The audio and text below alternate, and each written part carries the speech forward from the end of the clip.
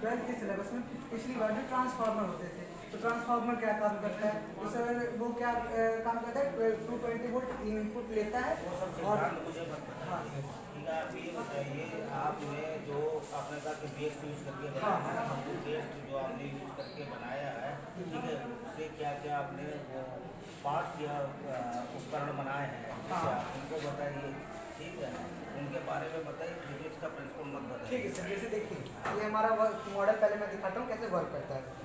जैसे सर ये हमारा अभी लाइट है, ठीक। बेस्ट बताइए कौन सा यूज किया आपने? सर इसमें जितने भी कंपोनेंट लगे हुए हैं सारे बेस्ट हैं। जैसे सर जैसे इलेक्ट्रॉनिक ये जो हमारा वो यूपीएस होता है, उसमें जो किट वगैरह चल जाते हैं तो यूपीएस को वेस्ट में फेंक दिया जाता है, जबकि उसमें सर ऐसे कुछ कंपोनेंट होते हैं जो अभी वर्किंग कंडीशन में होते हैं। ठीक है, तो आप ई वेस्ट जो है, हाँ, इलेक्ट्रिकल वेस्ट, ठीक है, हाँ, उनको यूज करके आप एक नया मॉडल है, जिसके, ठीक है, तो ये आपका इलेक्ट्रिकल वेस्ट हो गया। हाँ इलेक्ट्रिकल वेस्ट है सर। और फिर वो बताइए और कौन सा वेस्ट? और सर इसमें मैंने ये जो कैपेसिटर होता है, ये जो टेलीविजन वगैरह में यूज़ होते हैं, और कैपेसिटर सर उसमें एक छोटा सा डिवाइस जल जाता है तो वो पूरे कोई छोटी सी बीमारी उसमें हो जाए तो पकड़ में नहीं आती, जबकि उस पूरे किट को फिर बाद में क्या किया जाता है, रिप्लेस कर दिया जाता है। उसमें ऐसे ढेर सारे कंपोनेंट्स हैं सर जो अभी वर्किंग कंडीशन में, तो सर उसमें वर्किंग कंडीशंस में होते हैं, जैसे कैपेसिटर है,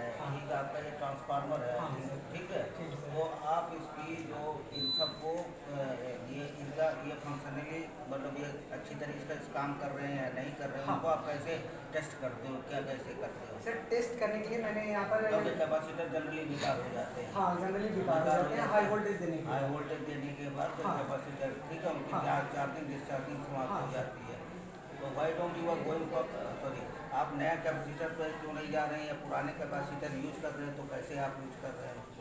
सर अगर मैंने ये इसकी जांच के लिए क्या किया, मल्टीमीटर का यूज़ किया है, इससे हमें पता चलता है कि कैपेसिटर हमारा वर्किंग कंडीशन में है या नहीं।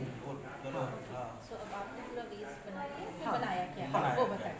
सर मैंने सोलर इन्वर्टर बनाया है जो क्या काम करता है कि जो नॉर्मल कोई आपदा आ जाती है तो सर वो क्या होता है कि हमारे जो एरियाज में लाइट को काट दी जाती है, लाइट काट दी जाएगी तो दिन में जो हमारे स्टूडेंट्स हैं वो तो पढ़ लेंगे सनलाइट के थ्रू, लेकिन रात में जब रहेगा तो दिन में सोलर से हमारा बैटरी चार्ज हो जाएगा, ठीक। जब बैटरी चार्ज होगा तो रात में स्टूडेंट से सप्लाई दे देगा, ठीक। अब उसके बाद अगर मान लीजिए हमारे जो ग्रामीण क्षेत्र हैं वहाँ से विद्युत कटौती बहुत अधिक होती है, तो दिन में बच्चे सनलाइट से अपना पढ़ लेते हैं, और जो ग्रामीण बच्चे हैं सर वो तो इधर उधर अपने खेती बाड़ी के व्यवस्था में दिन में उनको सर समय कम मिलता है, सर रात में वो ज़्यादा एकाग्रचित होकर के उनको पढ़ने का माहौल मिलता है। अगर उस कंडीशन में सर लाइट बार बार कटेगी तो वो डिस्टर्ब हो जाएंगे, उनकी पढ़ाई में नुकसान होगा, तो मैंने उस प्रॉब्लम को दूर करने के लिए सर मैं वो प्रॉब्लम को फेस किया हूँ, इसलिए उसके निवारण के लिए मैंने ये बनाया है।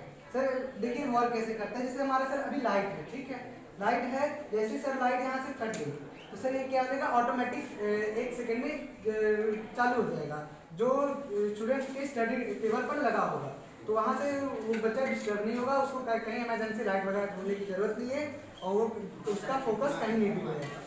तो मेरे को जो समझ में आया ये है कि आपने सोलर एनर्जी को इलेक्ट्रिकल एनर्जी में कन्वर्ट किया है, और बेसिकली आपने एक टेबल लैम्प बनाया है जो इससे सोलर एनर्जी से आपका चल रहा है। हाँ, और मैम इसमें एक और मैम इसमें पॉइंट है कि जैसे हम लोग के घर में इन्वर्टर्स होते हैं, तो इन्वर्टर्स में अगर लाइट नहीं आई तो डिस्चार्ज हो जाएंगे, तो मैं सोलर के थ्रू इन्वर्टर को भी चार्ज कर सकता हूँ, जो सोलर पैनल के चार्ज कर सकता हूँ, और साथ ही साथ मैम अगर ऐसा कुछ सिचुएशन है तो सोलर पैनल लगाए नहीं अपने सर, सोलर पैनल नहीं, मतलब ऐसा कुछ स्ट्रक्चर बनाना चाहिए जैसे या सोलर जैसे बतिया ने लगाई होगी कहीं, ठीक है, तो सोलर पैनल लगाए, ऐसे लगा करके आपको दिखाना चाहिए यहाँ पे जो है सोलर, तो सर इसकी उखाड़ के दे थोड़ी घट जाती है, इसलिए सर टूटने का वो तो ठीक है सर।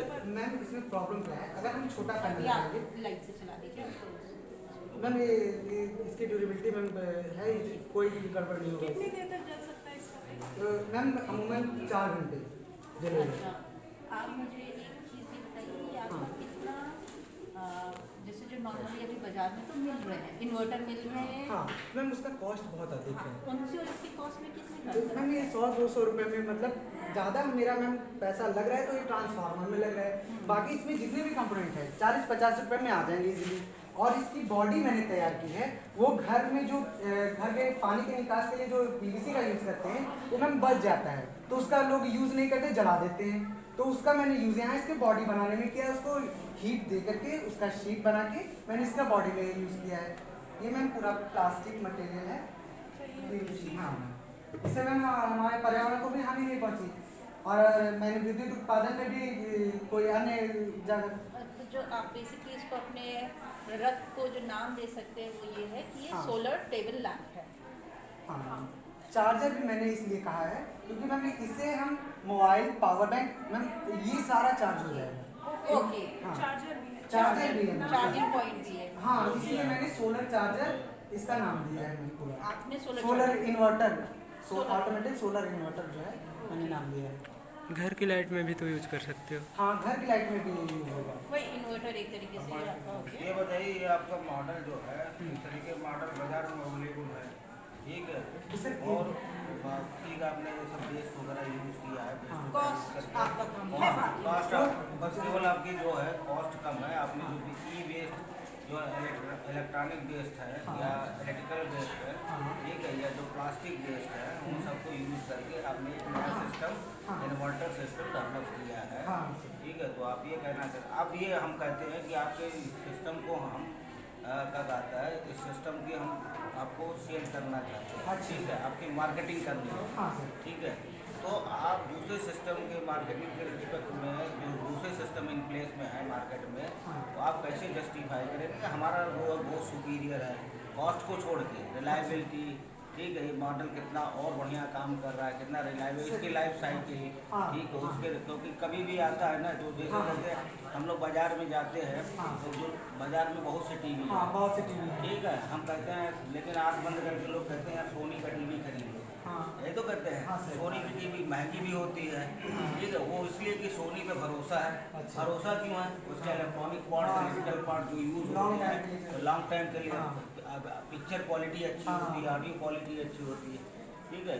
तो उसके रिस्पेक्ट में मैं ये पूर्ण पूछना चाहूँगा कि आपका मॉडल दूसरे मॉडल से कितना बेहतर है, क्या किस तरीके से?